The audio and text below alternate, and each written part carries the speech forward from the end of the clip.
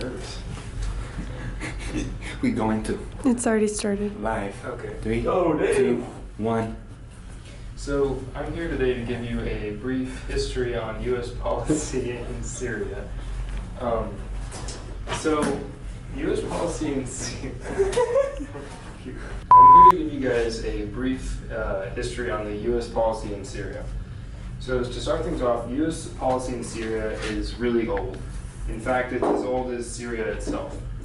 The U.S. quickly got involved in Syria's push for independence because the U.S., being once a former colony itself, saw that Syria was trying to do a similar thing and thought it would help out. So move along to 1945, and Syria finally gained sovereignty as an independent nation with the help of the U.S. It had managed to advance its own sovereignty and become one of the original signatories of the UN Charter. The U.S. helped it do so. So now Syria is an independent nation, much like the U.S. became. Moved to 1957, and the first U.S. and Syrian diplomatic crisis arose. So as you can see, U.S. and Syria have been having diplomatic crises for years. This is almost 70 years ago. And so what happened was that the Syrian military ousted their democratically elected president, Shukri al-Khawati, I don't know if I'm saying that right. And then after they ousted him, he turned to Egypt, and the U.S. attempted to get him out of Egypt because they believed that he had ideas of terrorism on his mind, and they thought because he was formerly part of Syria that it was their business. They failed to do that. So then 10 years later, we move on to what is known as the 6-Day War, and it was literally just a war that lasted for 6 days. And it was between Israel, Jordan, and Syria. And the way it ended is particularly significant because what happened is the U.S. Ended up helping out Israel by doing this kind of annoyed Russia, and Russia armed Syria. So by the U.S. kind of partnering up with Israel, they sort of ended their diplomatic ties with Syria after it only being maybe 15 to 20 years of the two countries getting along. We move along all the way up into like the 1990s.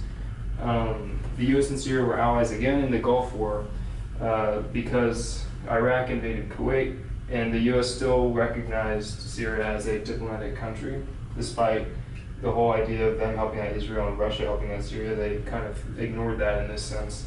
And that led to Bill Clinton, president in the 1990s, attempting to reestablish peace in a more formal way because it was kind of up in the air. They didn't know if the two countries got along because, in the past they didn't. But then again, in the Gulf War, they sort of helped each other out. So Bill Clinton tried to reach a Middle East peace deal through the Oslo Accords, and he invited Syria, Egypt, and Lebanon to join the talks. But it failed because the Syrian president at the time, named Hafez al-Assad, opposed it. And then we fast forward up into right around after 9/11. So Bush spared Syria under the rogue state rhetoric, meaning that because it was a rogue state, he wasn't going to attack it or involve himself with it in a way of kind of like being sympathetic towards what was going on there. But what ended up happening is that the U.S. entered the Iraq War without, consulting Syria at all about it, which the U.S. didn't feel the need to, but Syria didn't like this. And then this kind of put the U.S. at a conflict because Damascus, which is was giving the U.S.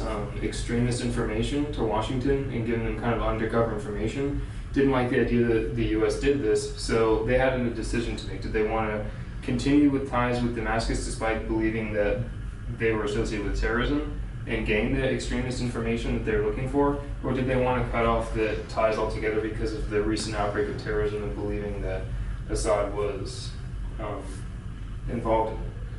So after the 2011 Syrian civil war broke out, Obama sent another a U.S. diplomat to Damascus, which is the first time he had done in a long time, to attempt to work things out, and that's kind of where we're at right now. The U.S. is sort of torn. They don't know if they want to stay in good relations with the Middle East or if they want to get out of it entirely due to terrorism. But as it stands, we are involved in the Middle East, as many of us know. I have a question. Yes. Is that supposed to be a peace sign? Yeah. That's not a peace sign. Is it upside down? It's not even like anything. Like that's I don't have an answer, but it's a peace sign.